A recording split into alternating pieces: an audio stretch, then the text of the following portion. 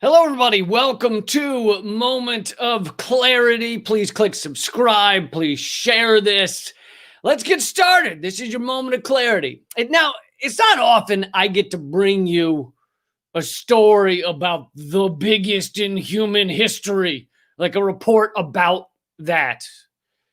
Sure, there was a one time I covered the Pomeranian that was the size of a small bodega, but in general, world records of any value are few and far between. But today I get to do it.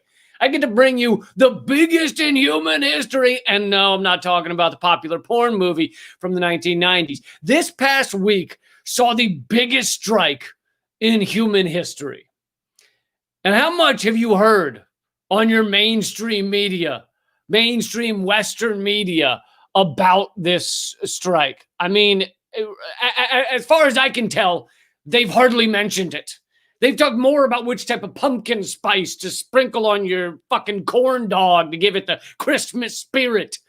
Human history's largest strike just occurred in India, and it involved 250 million people, which is the entire thinking, breathing adult population of the U.S. Well, not thinking. I mean, only I'd say roughly 62% of all adults in America are actually thinking. The rest are staring blankly out the window, trying to ignore their kids screaming and wondering if it's illegal to wrap a thick fire blanket around the kid's head and duct tape it until he stops screaming. Maybe that counts as thinking. Tough to say.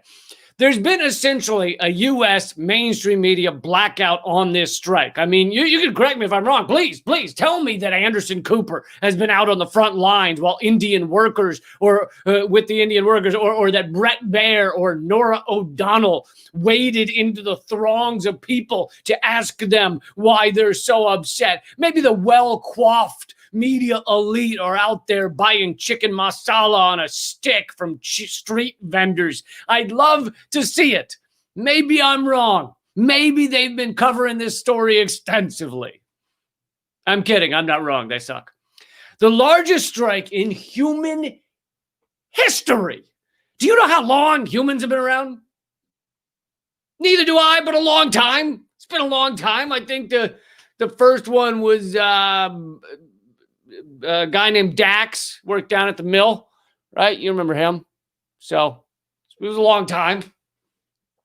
Anyway, there's an article about this strike in People's Dispatch, and they said, quote, despite police repression and the COVID-19 pandemic, workers and farmers and their allies across India participated in the Pan-India strike action against the recent neoliberal reforms pushed through by the Modi government, unquote. So they're standing up against the neoliberal garbage being pushed in their country. And we should be standing with them. We should be joining them in our own country. Workers in the U.S. or probably whichever country you're in, although it might be worse in our late-stage capitalist hellhole. But workers in the U.S. should be striking as well because most of us are being treated like shit. People are having their lives slowly extracted for pennies on the dollar, sold to a productivity algorithm so the monstrously rich can get monstrously richer and Congress can take a fucking 2-month vacation over the holidays while everyone else suffers, everyone hurts, everyone aches, stressing over where their next meal will come from and whether it'll be made out of a mystery meat that's gamey and stringy, but might be emu, could be pigeon, but it's probably emu. Here's another quote from the article. Quote, over 250 million workers and farmers, along with their allies among students, feminists, and civil society groups, participated in the nationwide strike in India, unquote. Different groups working together. That's why we can't be told about this in Western media. That's why it's dangerous to tell us about it. What if we get ideas? What if we get to thinking? What if we put aside our half-eaten Pop-Tarts and get angry rather than channeling all of our natural anger about this system into fucking Yelp reviews and video games and YouTube clips showing someone opening a cosmetics box? What if our anger were directed in the right direction for a second? I mean, We've been living pure and unfettered, misdirected anger for generations now. My great-great-grandfather had a severe misdirected anger, beat the shit out of a mascot at a baseball game when really he was angry that his wife was cheating on him. You're told to hate other countries or hate other colors or hate other genders or hate other sexual orientations, like those people who only jack off inside the furry costumes. You know, they're the ones taking the jobs. Let's get angry at them. Misdirected anger is basically the motto of our modern day worker. It might as well be printed right there on the fucking flag. Welcome to the land of misdirected anger and confused outrage. Don't forget to duck. The game plan of the ruling elite is divide and conquer. Therefore, the game plan of all the rest of us should be unite and fight back. And that's exactly what happened, at least for a bit, in India. A lot of disparate groups that probably often are arguing with each other. It's what groups tend to do. They came together and they said, hey, we're all against this neoliberal shit show. Let's work together for a minute. And the result was 250 million fucking people. Holy fuck, that's a lot of people. And of course, anything that large needs some demands. According to People Dispatch, quote, some of the key demands contained in the 12-point charter put forward by the organizers include the withdrawal of a series of laws recently passed by the Modi government, repealing key labor and farm price protections, a rollback in the recent disinvestment policies in major government-owned enterprises, implementation of existing welfare schemes for rural workers, and expanding welfare policies to aid the masses affected by the economic fallout of the COVID-19 pandemic. Even though we're, at least I, am in a very different country, with somewhat different things going on, it sounds like a lot of those demands could be stuff we could demand here in the U.S. Better welfare policies to aid the masses affected by the economic fallout of the pandemic. Fuck yeah. We could use that. Welfare schemes for rural workers, key protections for workers. These sound like things we need right here in the land of beer and chicken McNuggets. Maybe, just maybe, we have something in common with those Indian workers. But no, the mainstream media, our politicians, they won't ever tell you about that. Even with the countries they aren't spending their time trying to make you hate, like you're supposed to hate Russia and China and Iran, etc., etc. Even with the countries that we're allied with, they still won't spend a minute telling you that you and the workers in that other country have a lot in common. In fact, you have more in common with them than you have with the rulers of this society, with some private jet owning billionaire fuckhead who never wears a shirt 2 days in a row, doesn't sometimes binge watch 13 hours of a horror series meant for tweens. Ew, he's so perfect. Fuck him. This pandemic is awful. It's fucking horrible, but it can also change things. The largest strike in human history just happened in India. In France, there are gigantic protests going on right now against police abuse and more. And it's also receiving basically a U.S. media blackout. There are eviction fights going on around the U.S. that hardly get any national attention. People are joining together and fighting back in a way that we haven't seen before. People are looking to their neighbors and going, hey, if they get evicted, maybe I'm next. If they can't afford food, I bet I'm next. If they have to eat the pigeon meat, I'm probably next. Let's work together. Let's redirect our anger. Let's fight back. That's been your moment of clarity. Please share it if you think it's important. I will take a few minutes to answer some questions if you got some. If you're watching this on a different channel or on Facebook, please subscribe at youtube.com/moment of clarity. That's the newer channel, youtube.com/moment of clarity, that I created to try and fight some of the suppression. But let's see. This person is saying, I think it's okay to be angry about neoliberalism in the ruling elites. Oz Whistles says that. Yeah, it fucking is. Yeah, you should be angry at neoliberalism and the ruling elite. Let's see.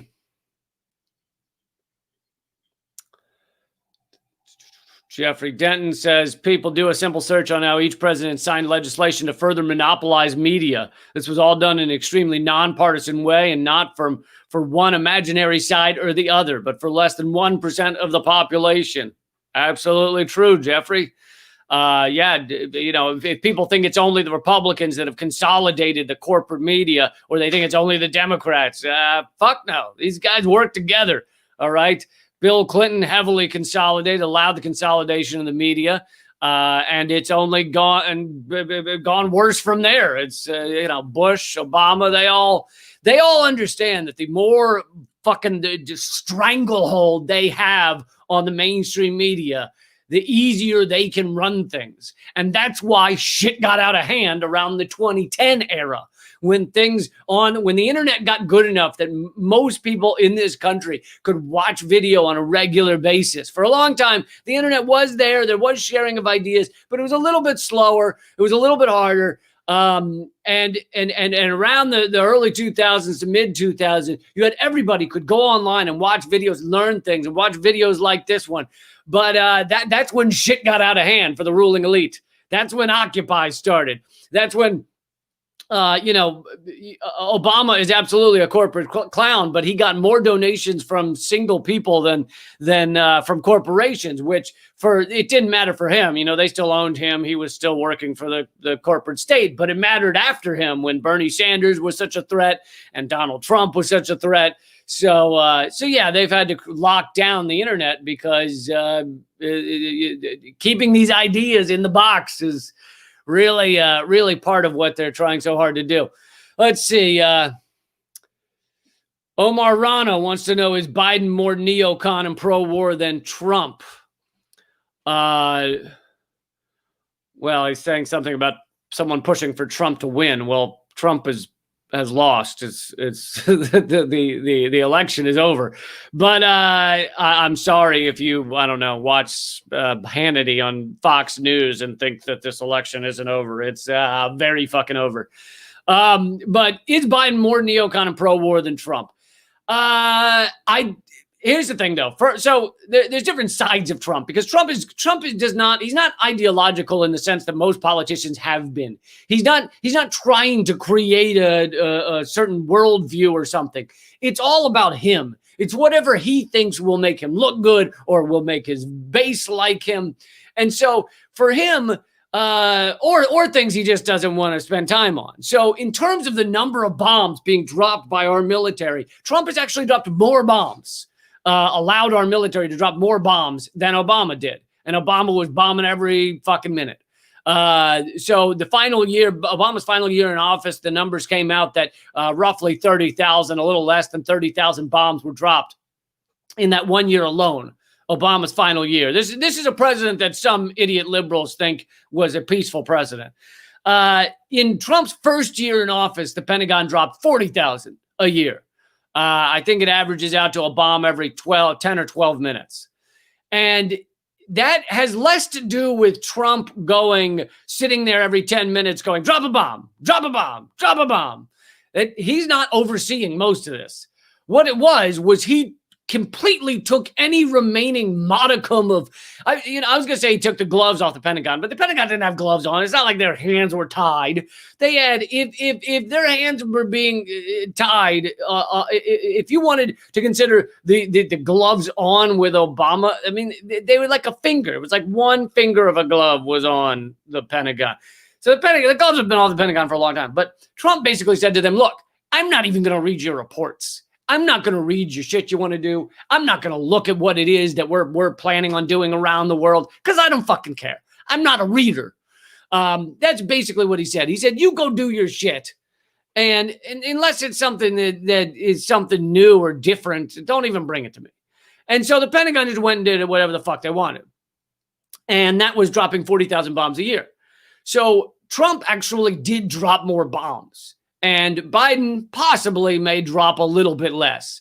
But Trump also, because it was good for his ego, good for his, look good for his campaign promises, Trump also tried to bring troops home multiple times. He tried to create peace with North Korea.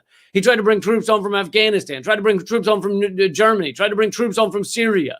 And every time, just about, he was completely thwarted. They would either put out some new report. Oh my God, Russia is funding Taliban bounties that later turns out to be completely false. So we have to keep all the troops there. Or in Syria, you remember they ran around doing we got to save the Kurds. And so you got to leave the troops there. Or, the Trump says, bring everybody home from Syria. And the following day, they're like, oh, Assad just used chemical weapons. He just fired them everywhere. I can't believe it. That's so odd. So they did things to stop Trump from bringing these troops home. They largely succeeded. Trump did not bring that many troops home. So I think it's a mistake to act like Trump is some kind of fucking peaceful person. He's not. He allowed more bombing than ever before. The nuclear clock is 30 seconds to midnight or whatever, the closest it's ever been to nuclear war. That's what nuclear scientists believe. We're on the cusp of nuclear war. So I don't think cheering for Trump or Biden gets you any kind of peace. I think it's kind of neither for both of them. Okay, maybe I'll find one more question if we got one.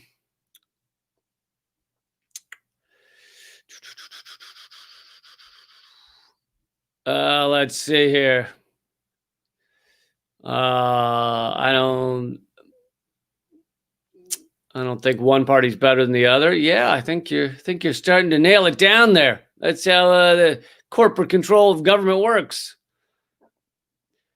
Mike Fagan says, since Trump dropped more bombs, shouldn't he get a Nobel Peace Prize? Yes, he should get a Nobel Peace Prize. I think he was nominated for one recently.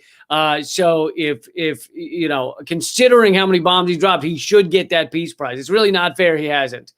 For those who haven't been keeping score at home, the Nobel Peace Prize has become a fucking like a farce of itself.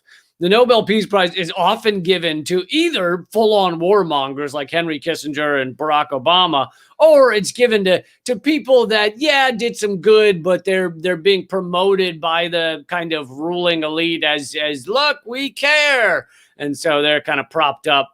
But the Nobel Prize has completely become just a sham. It's a joke. And it was created. The Nobel created the Peace Prize because he invented dynamite, and he realized that his legacy. I actually read that the reason he realized this was that someone died and they thought it was him.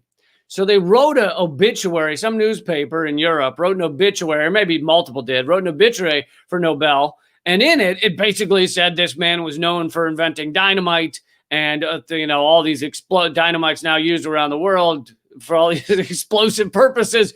And basically, in reading his own obituary, he realized what his legacy was, that it was blowing people up. So he created the Nobel Peace Prize to kind of paper over his image, to say, I created peace, not just dynamite.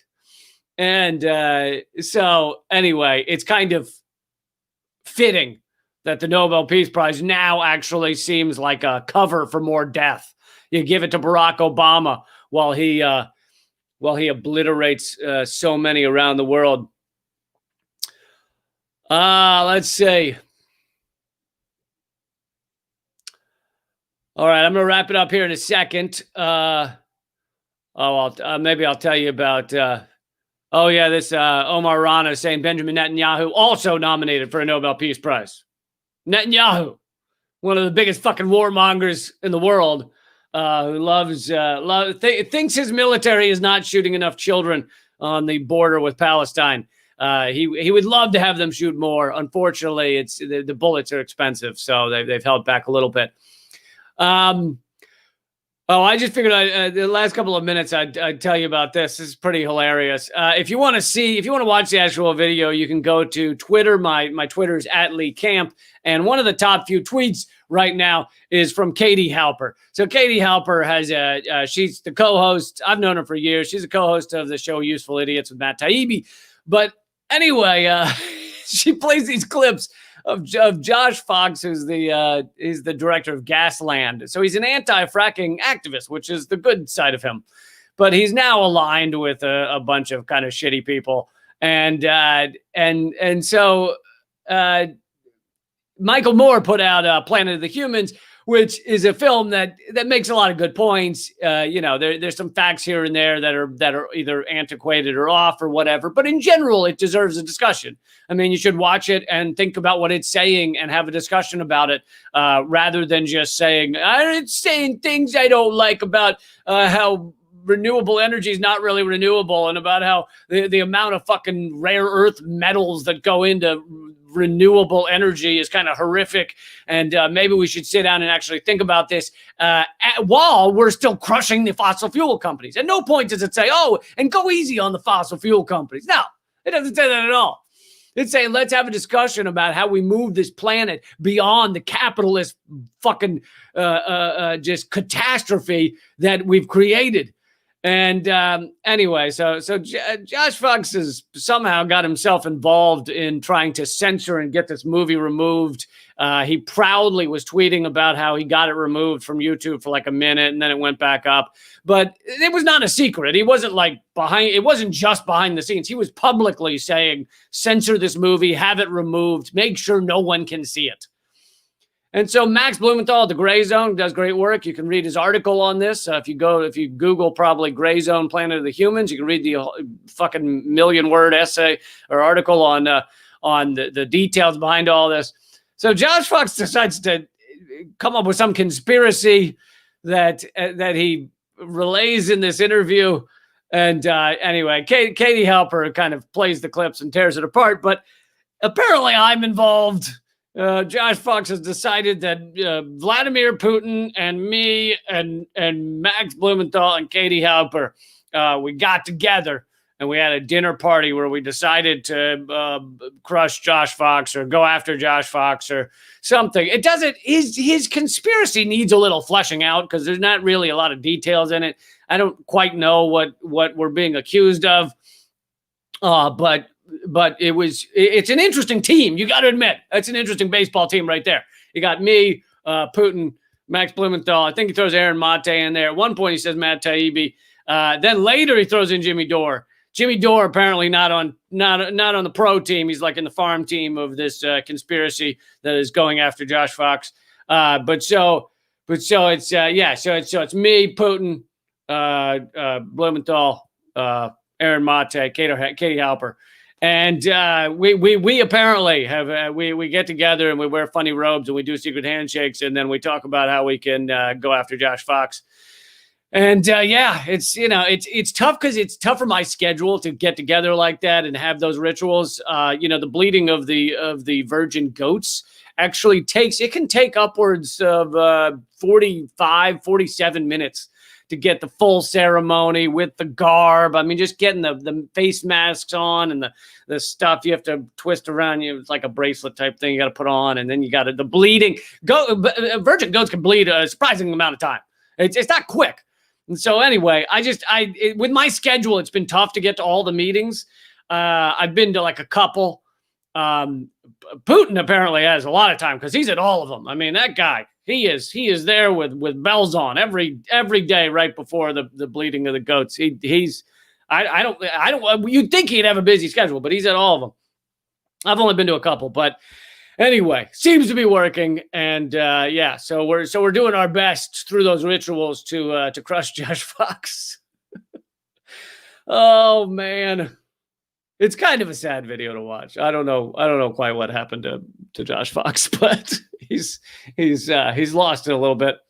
He also precedes the whole segment by going, "I don't want to name names without evidence. I don't want to name names without evidence." So he admits that he has no evidence, And then he goes into naming all these names without evidence. I feel like step one, if you're going to, folks, actually, this is a teachable moment. Folks, if you're going to present a conspiracy theory about how everyone's trying to get you, don't precede it with, I don't have any evidence for this. You should, look at Trump. Trump does it right, okay? If Trump has a conspiracy about everyone's going to get him, he doesn't say, by the way, I have no proof of this. He just says it's happening. So Josh needs to take some Trump lessons. You don't go into it going, I have no fucking clue what I'm talking about, but here's who's trying to get me. You don't do that. You just go in and you go, here's who's trying to get me. And you try and talk a lot before someone says, do you have any evidence? And then you change the subject. You talk about the weather, or your kid just scored a goal in soccer. Like, you change the subject. So once they start asking for evidence later, put that to later. Don't precede everything by saying, look, I got no evidence of this. But Vladimir Putin, Lee Camp, Katie Halper, and Max Blumenthal, they're out to get me. And I know this not because of evidence. I just feel it in my heart. I feel it in my heart.